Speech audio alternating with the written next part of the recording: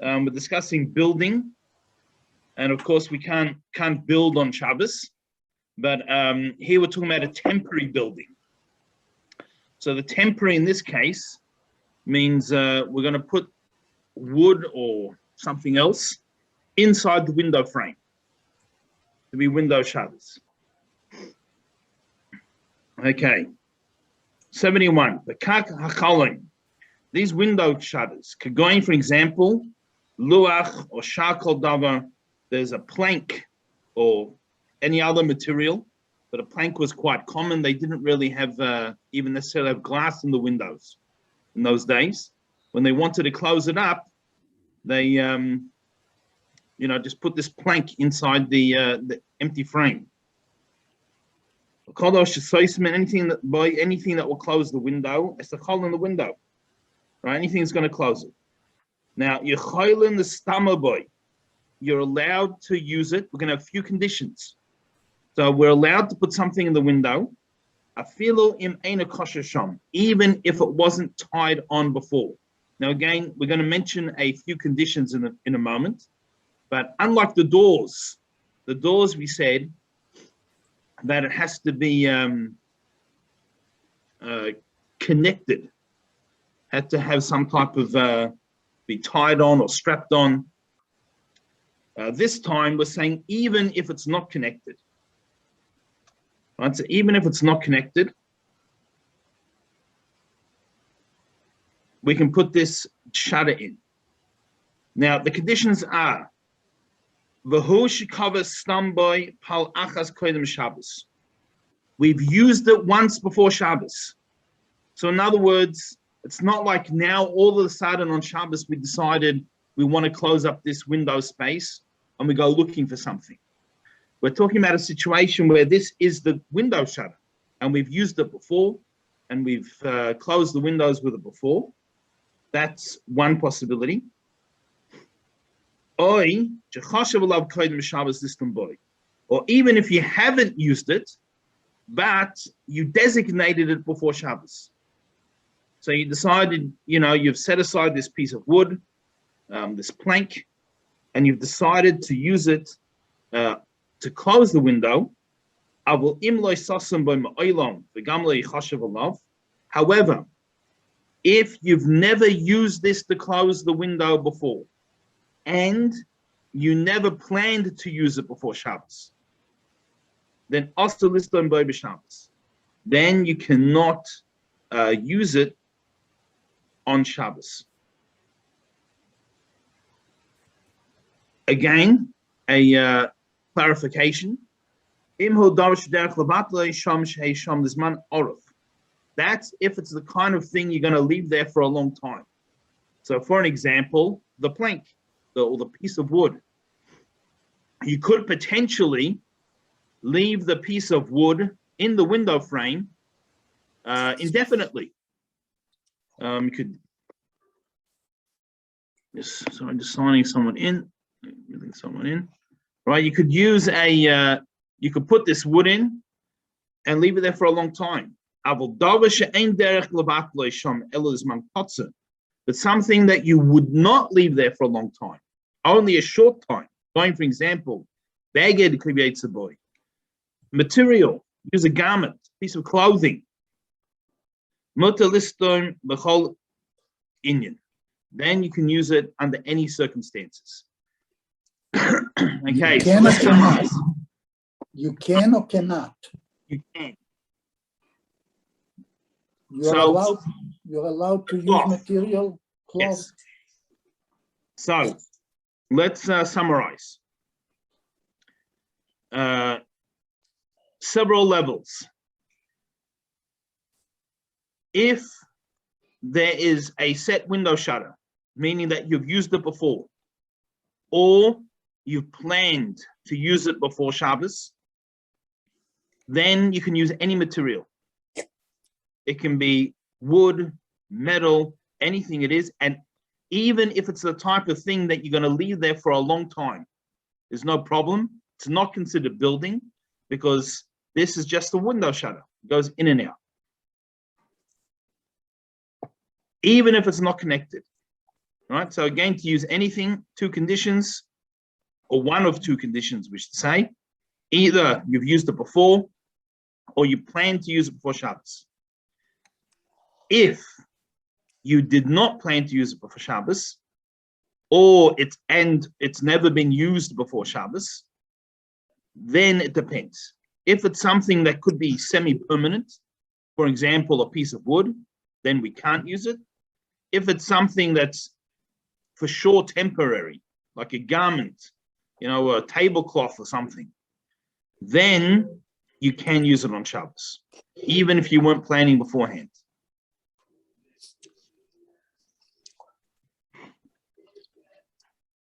Okay, any questions on that? What's the difference between when you having a solid piece of wood and cloth? I don't understand. Okay, Wood is not allowed, and yet the cloth is allowed on Shabbos. Yeah, so the difference is a piece of wood you might leave there permanently, or a long time anyway. A long time is defined in this case by 30 days. So since it's the type of thing you can leave there, then it's like permanent building. I get it. Okay. Okay. Yeah. Thank you. No problems. Okay. So that is the windows. 72.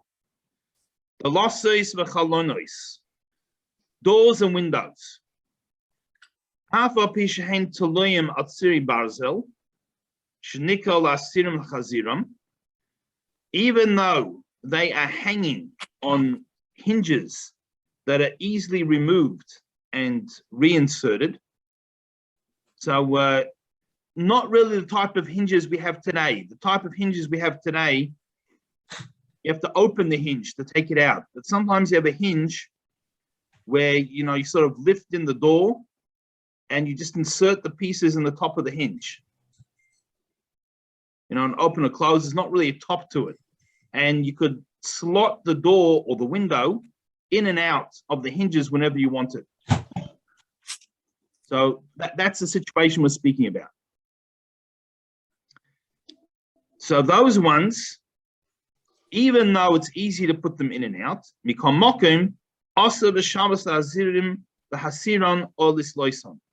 you're not allowed to take them off or put them back on Shabbos. Why? Because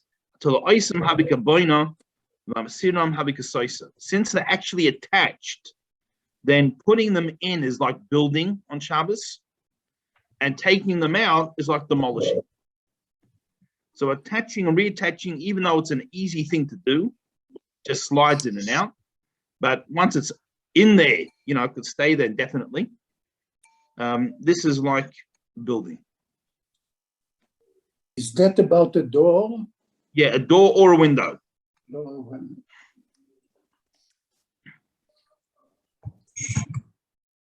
Okay. Rabbi, can I ask a question? Please. Which chapter are you? Chapter 80, and we're up to number 73. Okay, thank you very much. You're welcome. Okay. 73. Just a brief introduction here.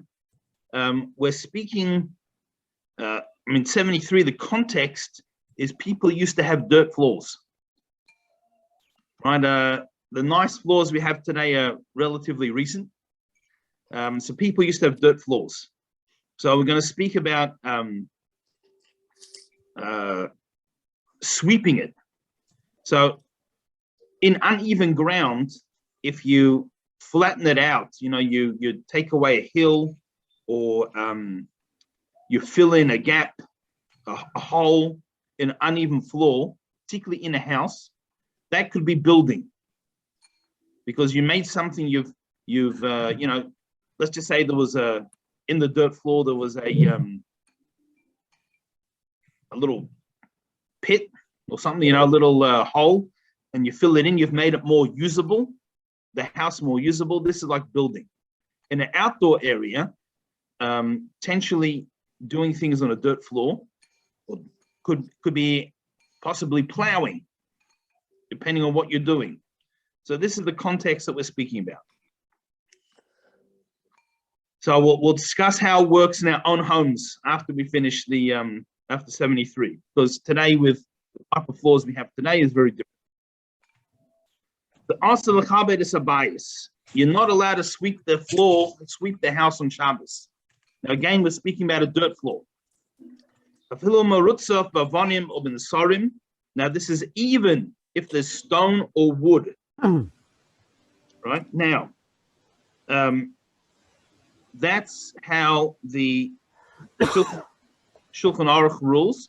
Okay, this is the, of course, the abridged version of the Shulchan Aruch, the code, the Kitzur Shulchan Aruch, but the full Shulchan Aruch, full code of Jewish law, rules that you can't sweep the floors, even if your floor happens to be, you have wood or stone. However, all the commentators point out, because they're written a little bit later, that if the majority of houses in your city have flooring and not dirt, then you're allowed to sweep. And we'll speak about with what type of broom you can use in a minute. But I think today probably all of us live in a place where majority of the houses have proper flooring. Okay, if you live in a place where the still majority of the places have dirt floors, well then you get out of sweeping on Shabbos. But everyone else we have to clean up after ourselves. So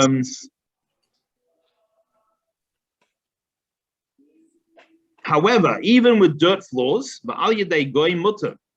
through a non-Jew, you are allowed to sweep the floor. In other words, if you had a non-Jew sweep the floor. Now, the reason for this is, as we mentioned earlier before, well, not earlier today, but in previous classes, when something is 2 steps off the biblical prohibition, then we're allowed to do it. So here we have 2 steps. One step is that although you're sweeping, you might be smoothing out the dirt floor. That's not your intention. Now that in itself is not enough to permit us to do it. That's why we can't do it ourselves, because only one step. But having a non-Jew do something, again, that's one step of doing it ourselves. So the 2 together make it 2 steps off. So therefore, we could ask a non-Jew to sweep the floor. Of course, as we said, if the majority of the houses where you live have, proper flooring, then you're even allowed to sweep it yourself. So just an extension to this, if someone has, domestic help and at home on Shabbos, now the non-Jew theoretically can vacuum on Shabbos. Now, even though you're not allowed to vacuum, why would someone vacuum as opposed to sweeping the floor? Normally they vacuum because it's easier, right? They're vacuuming to make it easier on themselves. So all you want is the floor cleaned. You're quite happy for them to sweep and use more energy and make it a harder and larger job. If they choose to use the vacuum to make the job quicker and easier on themselves, then they're using the vacuum Shabbos for themselves, not for you. Does everyone follow that difference? Yep. Right, so the same would be, for an example, we are allowed to wash dishes with cold water on Shabbos. Now, we can't wash them to put them away for next week because that's preparing on Shabbos for after Shabbos. Now, let's say after the Friday night meal, the next morning we're washing the dishes to use for lunch, Shabbos lunch. So we can wash dishes. Of course, we can only use the cold water unless you have pre-prepared, warm water. Although one of the advantages in Phoenix, is that even when you run the cold water, you get warm water in summer. So we get to wash dishes with warm water. Makes it easier. You know, the pipes are quite hot outside. So you can wash the dishes yourself.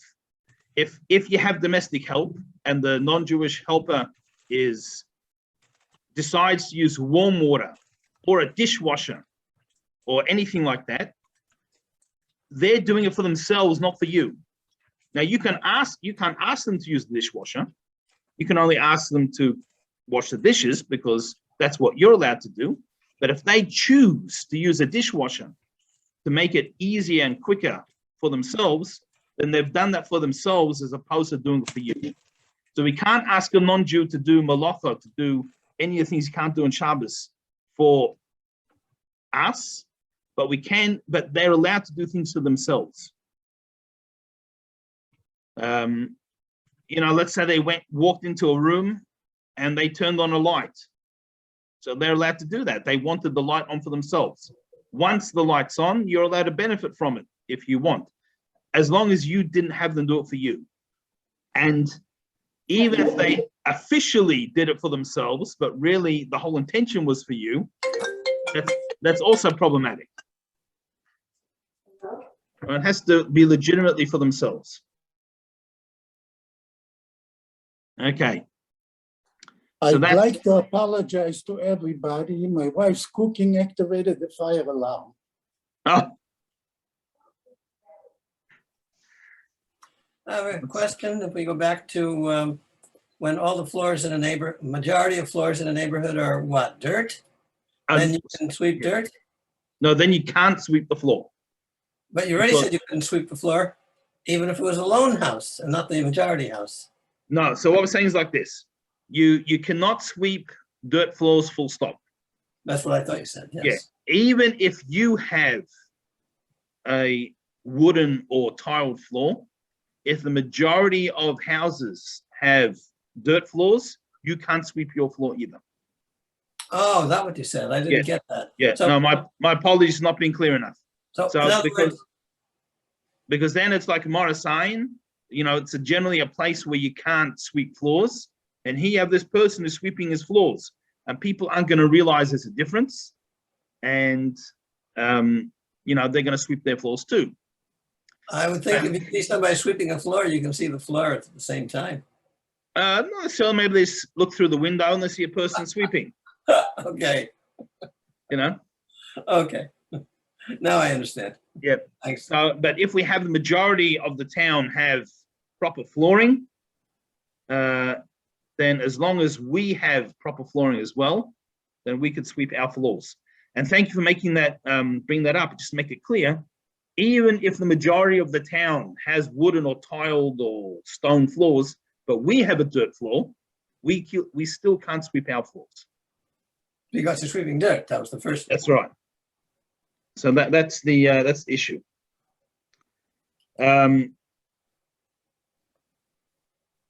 Now, the im osali de shinagodl, if you would do it in an incredibly unusual manner, going, for example, ali de kanaf, you use the avaz, you use the goose wing to sweep the floor. Kedom and the like, mutafila ali de Yisrael. Then even with a dirt floor, you could sweep your floor with a goose wing. I'm sure everybody has a goose wing at home handy, just in case. But a wing of a goose. Are you talking about the animal? Yes. Yes. Yeah, well, you know, people used to have chickens and ducks and geese at home. I'm sorry, but I have 2 chickens, but I don't have a goose. Yes. We have 7 chickens. I mute myself because they keep crowing. So, yeah, we have chickens, pets for our kids. But anyway, so They're most very of us, noisy. yeah, sometimes. Yeah.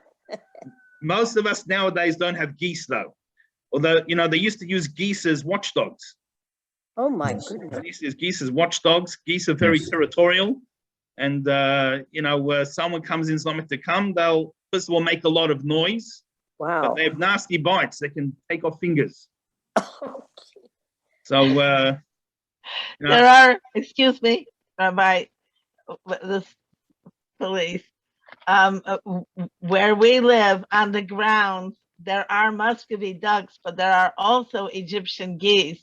The Egyptian geese are not as friendly, although two of the ladies living in the buildings here are raising two small geese that are now getting larger. But yes, the geese, I didn't know they could take off fingers, but occasionally a wing, not a wing, but a feather could be found, on the ground. So it's not so far-fetched.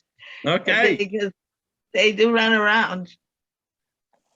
good. So you can sweep some dirt floors. And again, the reason for this is it's 2 steps off.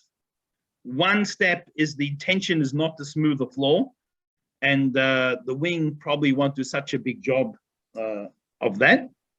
And 2, it's in the unusual way. It's not the normal way. So most people don't sweep the floors with goose wings. Right? Okay, now let's just mention the type of brooms we have today are fine. You might find in some books that it talks about, people used to sweep with palm leaves or different things, historically, and often they would break, which potentially creates issues on Shabbos. The type of brooms we have today, you buy from, from wherever, from the stores, they, are no problem to use. Okay. 74.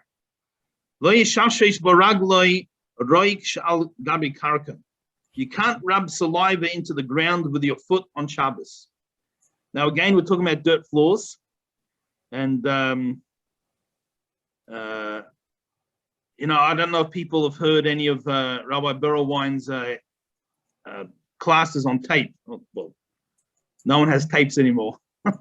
Although I've got several hundred of his tapes, but, electronically anyway.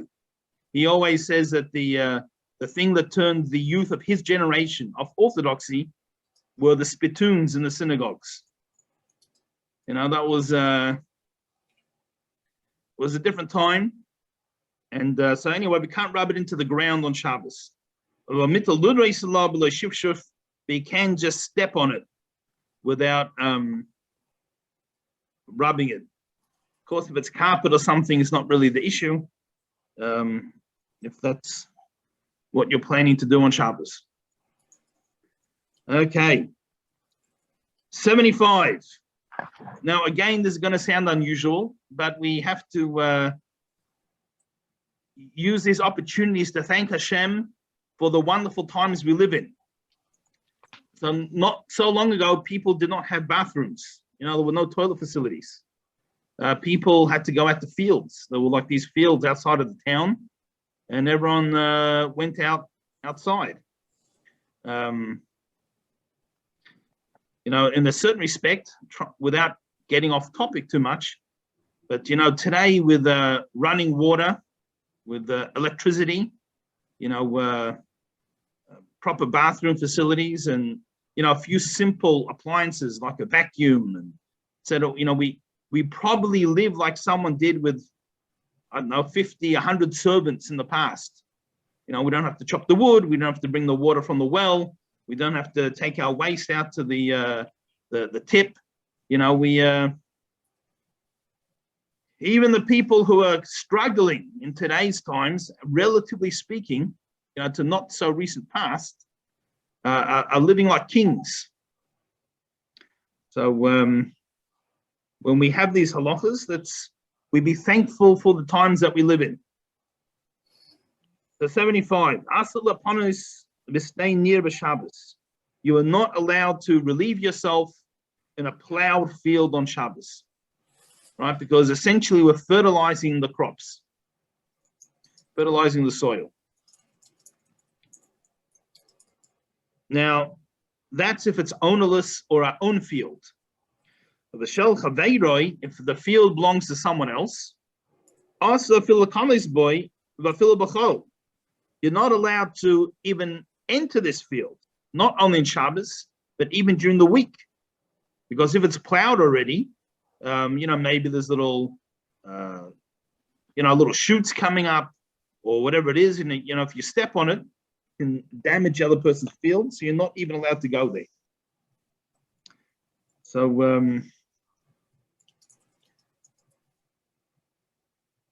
it may be relevant if we're going camping, but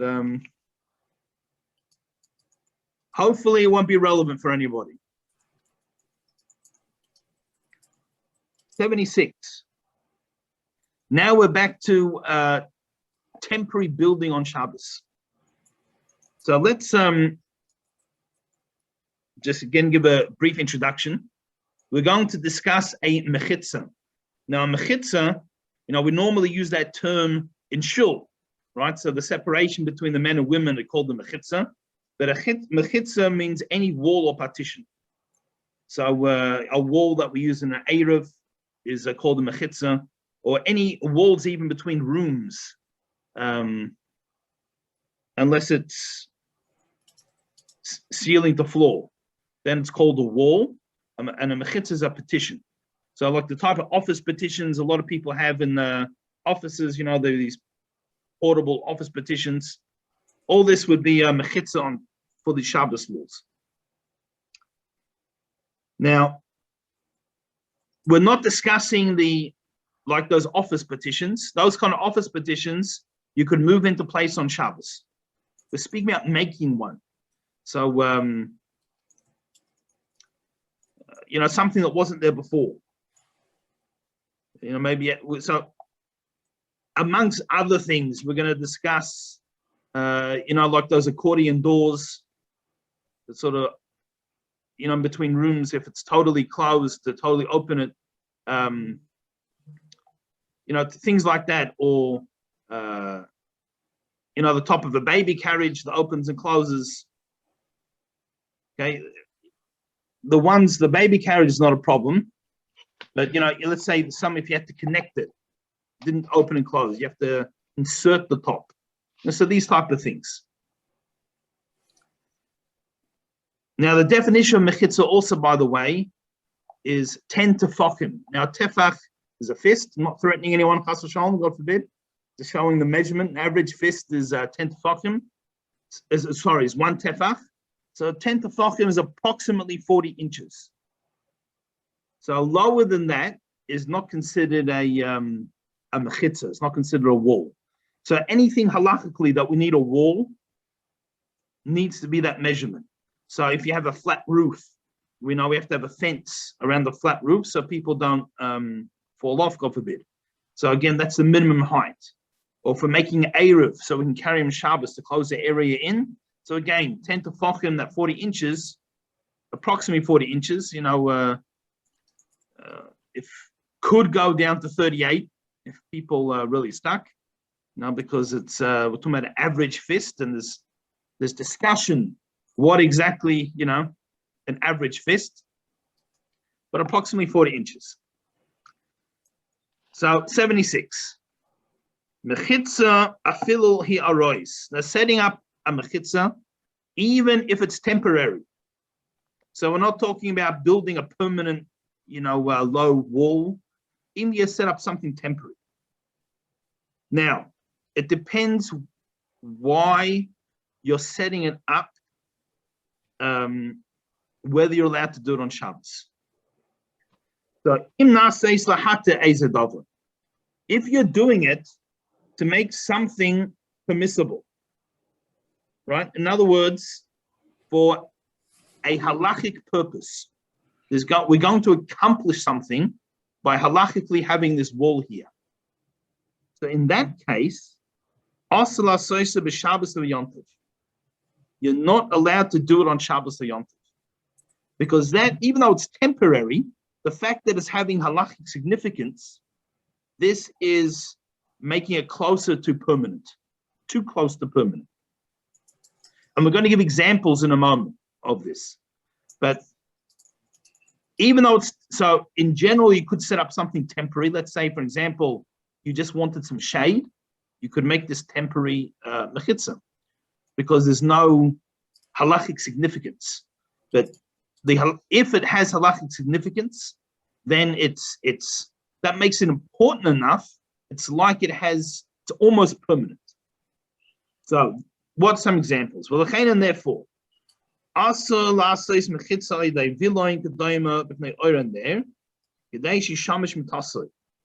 can't put a mechitza that's going to cover a window or making like a curtain, to cover a light source. Gave an example of a candle or and the like, in order to make the room dark for marital relations. Right, so ideally people shouldn't have marital relations in the light. So if you're going to put this mechitza to block out the light source, so that has a halachic significance, and we can't make that on Shabbos.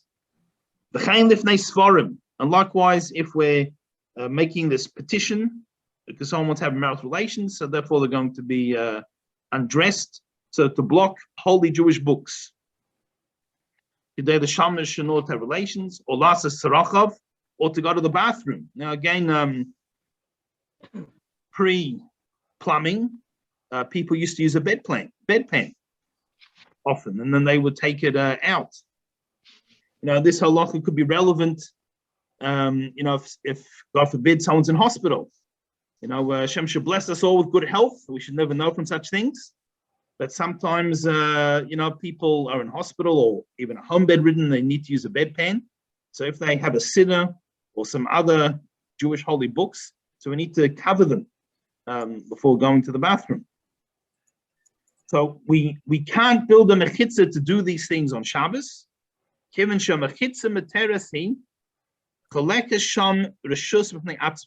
Because since this mechitza, this petition, has a halachic significance, it's made the new area like its own its own tent, its own domain.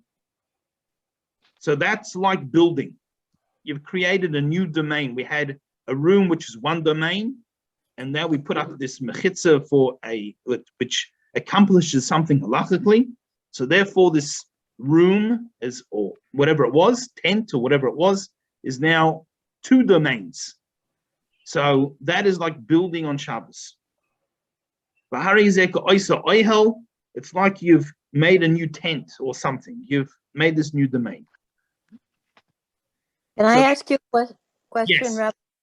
I have a very good friend who's in hospital permanently, and he does use a bedpan. Of course, I'm not in the room, but the books are on a small rolling shelf. Yeah. And So we're going to give a piece of advice right now, what to do. You understand what I'm saying? Yes. It says, but you can put two coverings on the books. So instead of making a partition that separates the room, you can put a covering over the books, but we need two, one on top of the other. Okay. So one on top of the other. Right. So let's say an example, a little side table next to the bed, and let's say there's a siddur there. So even a napkin is enough to cover a siddur. If he has more books, need a bigger covering, but one on top of the other. Because this is not making an oil, it's not making a structure. No structure here, it's just covering. Now, another time that this can be relevant is if we're traveling. Let's say we're in the airport, and we might have a siddur in our pocket, or we're bringing out tefillin.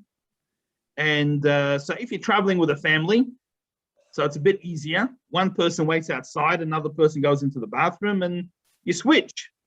But if you're on your own, and you need to go to the bathroom in the airport, and you can't just leave your tefillin on the chair. First of all, post 9/11, any luggage that's left unattended gets blown up or whatever they do to it.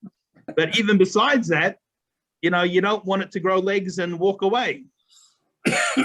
So what do you do? So again, 2 coverings. Now I'll just point out 2 coverings does not include its designated covering. So let's say you have a tefillin bag, house tefillin bag. So that bag it's in is its designated covering. So that doesn't count. So it would have to be 2 more coverings. So let's say it was in a shopping bag in your suitcase. That would be 2 coverings. Or even if you don't put it in your suitcase, you're worried about suitcase getting thrown around, in 2 shopping bags, or wrapped in something and in a shopping bag. So that would be 2 coverings. If you have a little sitter that you carry in your pocket when you travel, snap lock bag, or perhaps a little cloth, snap lock bag, and then inside the pocket, 2 coverings. So that's something that travel is not as common as it was. Today we're traveling less, but if you do travel, that's something to keep in mind. All right, so that's making a covering, 2 coverings. Back to the inside. The yes. Sometimes some of the lights, for example, in the hotel are such that they make it very difficult to keep on. So, yes. or to turn off or whatever, or even to put a timer in order to control. Can you put a, let's say if the light is on, because if you wake up in the middle of the night or whatever it is, it's impossible to see what's going on. Can you leave a light on and cover it with, for example, a dark shirt or something of that? Yes, you can cover the light. You might want to just be careful that the material doesn't get too hot and catch on fire. Sometimes depends what material you're careful safety-wise. But halachically, is no problem to cover the light. So I don't know if you ever seen the Shabbos lights. Yes. They sell the Shabbos. That's essentially the same thing. It's got an opening and it turns till where it's blocked. So that's just what it is. It's just covering the light. No, I was looking at it from a standpoint of that I'm building this thing. Well, you're not really building if you put, let's say, a shirt over a lamp. That's not building. If you put up a wall that blocks the light, that would be potentially building. Okay. But a cover over a lamp, bedside lamp or something is not a problem. Okay. Gotcha. Thank you. Yeah, no problems. Just make sure it's works. I know, a non-flammable shirt. Yes. Yeah. Okay. Right. So vima villan etal lifnei mitta. Let's say you have a curtain that hangs in the front of the bed. They used to have, still sometimes you see it, the bed frames with the curtain that hangs, down around the bed. So haya poros tefach mevoid join. If it was open at least a tefach, and again the tefach is the fist, was open at least 1 tefach before Shabbos started. Bain min atzad, bain min mimayla, whether the opening was sideways or top to bottom. Mutter b'Shabbos hafasa kulo. You're allowed to spread it all out on Shabbos. So if this is, it open and closes, and that perhaps makes the room dark, or whatever other reason. So if it's partly open, and again at least 1 tefach, so at least 1 fist's width, then you're allowed to open it all the way. Because then not only is it temporary, but it's only an addition to temporary. Again, 2 steps off. You're making an addition to an already existing temporary. So an addition to permanent building can be problematic, but here's a temporary addition to something that already exists because it already opened a little bit, right? But if it's totally closed up, you have these curtains that are, rolled up and tied up closed, totally. And it's not a tefach wide. Then you can't use it. It's because it's not intended to serve as a structure, right? So if it's totally closed, then we can't use it. But if it's open, do you mean blinds? No, here we're talking about the curtains that hang from a bed. Oh, Blinds is not really as long as they're already hanging. Blinds aren't a problem. okay. What about a mosquito net? Same thing. Okay. So it would need to be open a tefach to be open all the way on Shabbos. Of course, if you lived in a place where there's malaria and kinds of things where they rarely use the mosquito nets, then although you should have it open at tefach for Shabbos anyway, but if you didn't, maybe it's a life-threatening situation.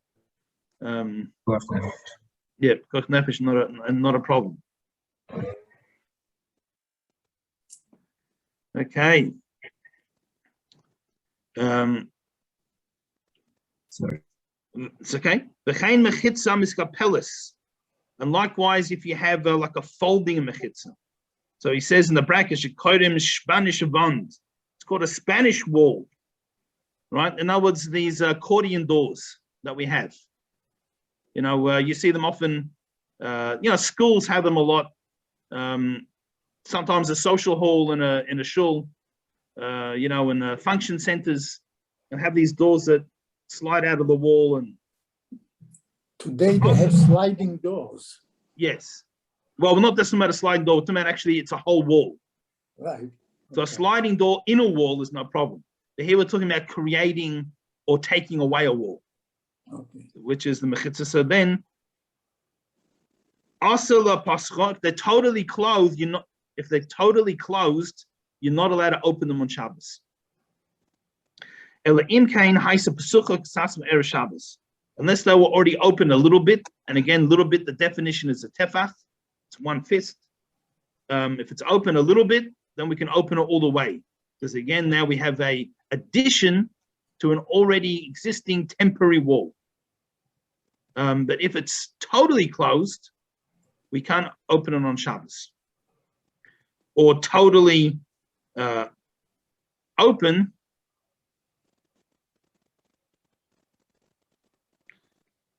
it's the same thing, because then it's if it's that would be demolishing. Mahani.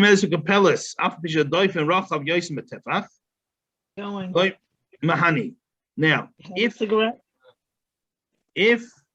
it is when it's totally closed, can I wait till this? I think it's almost over. Often what happens is even when it's totally closed, there's still like a bit of a frame sticking out of the wall. Not always, but usually. So that frame does not count towards the tefach. It actually has to be the extension, has to be sticking out the tefach, the fist width. Okay. The temporary petition that's not made to permit anything. In other words, there's no halachic significance. So now we're just talking about moving an office petition, or putting a blanket somewhere. You're just doing it for shade, or ruach, or to block the wind. That shouldn't blow out the candles. Then you're allowed to do that. So we'll just summarize this quickly. A temporary mechitza, temporary separation of a room. So we'll start at the end first. If there's no halachic significance, in other words, you're just putting it there for your convenience. you want shade, you'd like, block the wind. The kids or grandkids are just, they're putting all the couch cushions to make a fort, just to play, whatever they're doing, their castle that they're making. There's no halakhic significance. There's no problems on Shabbos. That is no problem at all. If the temporary mechitza has halachic significance, so we gave a few examples. Someone needs to use a bedpan and we need to separate between the holy books, or they want to make the room dark for marital relations to block, the light source. But since it has a halachic significance, it's like a permanent structure. It comes like a permanent structure. So therefore, we can't do that on Shabbos unless it's already partly done. So partly done would mean it's open a tefach. So back to that bed curtain or the mosquito net, if we're not doing it for halachic purposes, just for convenience, then it didn't have to be open at all. And I don't think I made that clear when someone asked about the mosquito net. I think I mistakenly said that it needed to be open a little bit, but that's not the case. Okay, so that's a temporary structure. Any questions? Yes.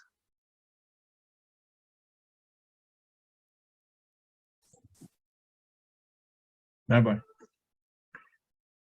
Yeah.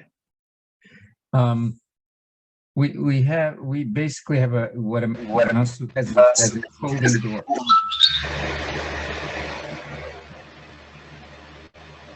What?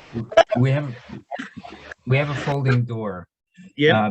Between what amounts to as the laundry room and the kitchen, and we have a cat. We normally allow it to do its thing in the laundry.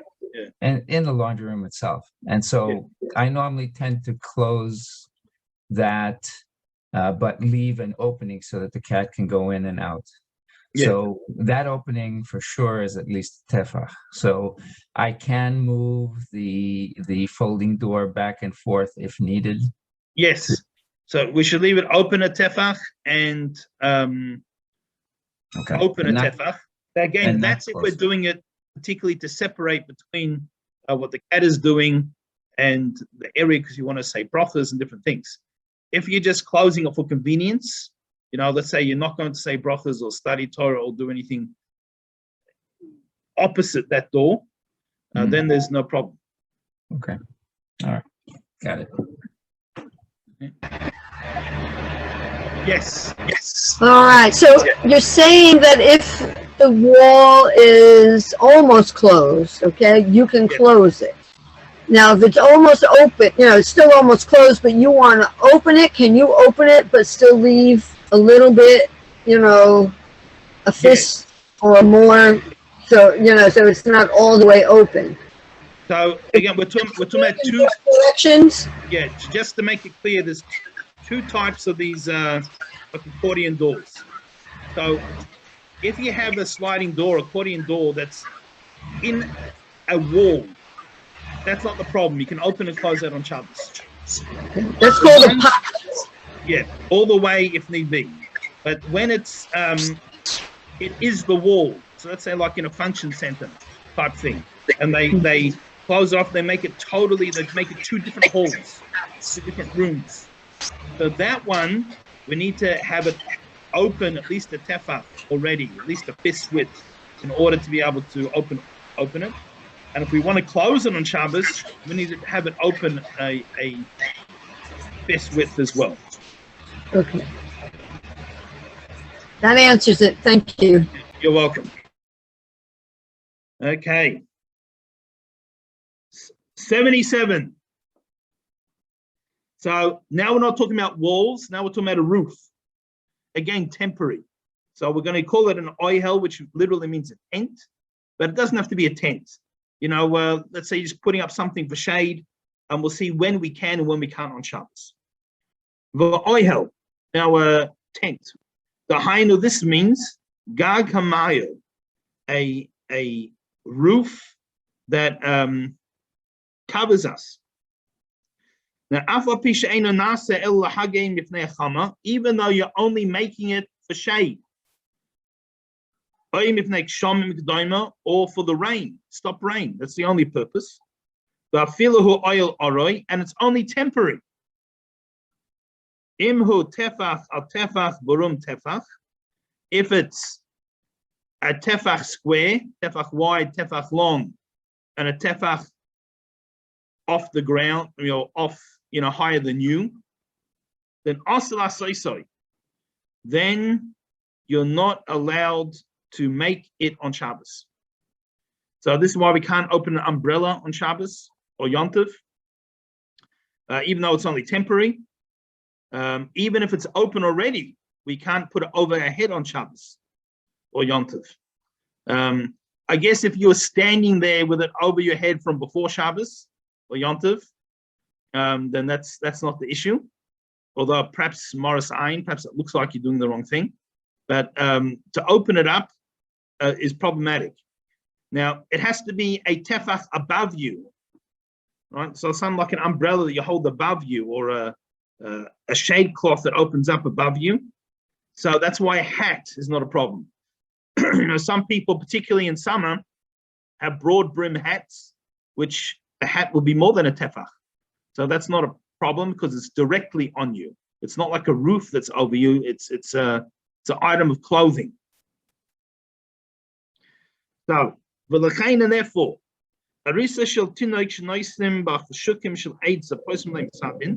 Rabbi, yes. Regarding a hat, why is a hat cover a problem? Like a plastic hat cover for Shabbos is a problem? It's a problem.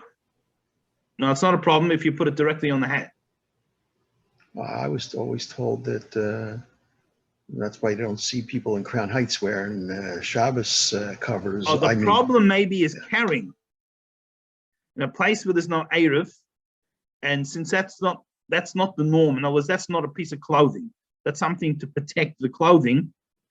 So you're not wearing it. So there's a carrying issue on Shabbos. So Yom Tov is no issue. And if you live where there's no Erev, there's no issue. But thank you for bringing that up, because I may have misled people into letting them use them, right? Because the covers that you put on a hat, you're not wearing it. The hat's wearing it. So it's not a normal way of dressing. It's protection for the hat, so it's carrying on Shabbos. We have a very good Erev where we live here, so not an issue. Rabbi? Yes. Those raincoats that have the coverings for the hat. Yeah, the hood. That's the hood, which is an example for with respect to his question, because that also covers the hat. Yeah, but that you're wearing. It's covering your head as well. You're actually wearing it. It goes over you, and particularly if you tie it under the chin. And you should probably do that if you live in a place where there's no Erev. Okay. Yeah. Okay. So since we can't make these roof coverings, these baby carriages that has a wooden frame, and you put a cloth over the wooden frame, also you're not allowed to put now, this is not the baby carriages we have today. We'll get to today's in a minute. But these ones, again, it was the old days, they just had it was just the frame was there, and you actually put the cloth on the frame. The cloth was a separate piece, and you spread it out over the frame. So that you're not allowed to do on Shabbos Yom Tov. Unless it was already there, and open a tefach, a fist width before Shabbos. The Havirak, the Sefes oil are the mutam, because then it's just a temporary addition to something that was already in existence, and then that's not a problem. Today's ones, it's attached. It's like it folds, opens and closes. Today's baby carriages. So that's not a problem at all. As we learned with the doors and various things, when things are attached already, so you're allowed to put a temporary structure when something's already attached. So sometimes in the yard, you have a gazebo or something that you slide the roof along. So again, if it's already attached, particularly if it's already a tefach, there's no problem. The same concept applies to a sukkah. Right? We're not quite getting close to sukkahs yet, but we're not far off. Sometimes people put a tarp, over the sukkah roof, they close it if it rains. So if we're going to close it actually on Shabbos or Yom Tov, it has to be already open, at least the tefach. It has to cover a tefach of, you can't take a tarp and then put it over the roof. It has to already be there. Even better if it's attached somehow to the frame, and then, already a tefach, fist, it's going to be about that much, and then you can pull it closed on Shabbos or Yom Tov. Rabbi, yes. I was thinking in answer to Ezra's question, that would be the reason for the cover, the hat cover that's attached to the raincoat, because it's attached to the raincoat. Yes, it's attached, but even attached, leaving it hanging could temporarily be problematic, but wearing it is for sure no problem. Wearing it is no problem. Likewise, now, even where you need to put it over the frame, right? It's not attached like the baby carriages.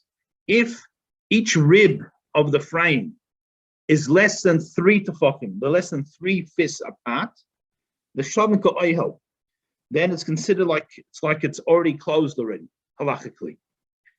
And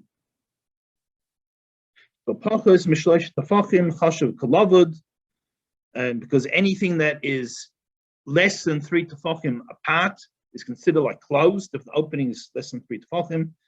Therefore, once it's considered closed halachically, even though it's not physically closed, you're allowed to spread out the sheet. Okay, any questions on that? There's also a question on Yes. women that are putting a plastic cover not on their heads but on their sheitel. They sound like they're technically So protecting. generally, they're wearing them. They're still wearing, because they're sort of attaching. It's like the hood. So it's being worn. The wigs aren't stiff or big enough for it to actually be on the wig itself. You have to wear it. See, we ask these questions because we don't wear wigs. We're not familiar. Although one of my kids tells me regularly I should wear one, but but we're done. Any other questions? Okay, so maybe we'll leave it there for this week. So although we're 19 people now, we did hit 20. I think it's the first time we got to 20. New record. So anyway, everyone have an amazing week. Very interesting class. Well Extremely done. Thank you, interesting. Rabbi. I'm glad Thank you you, enjoyed it. Rabbi. Yes, it was an Thank you. interesting class and very informative. Be safe, everybody. You too. Thank You you. too. Thank you, Rabbi. Wonderful week, wonderful Shabbos. Take care. Shabbos. Yeah. Shabbos. Hey, stay cool. Thank you.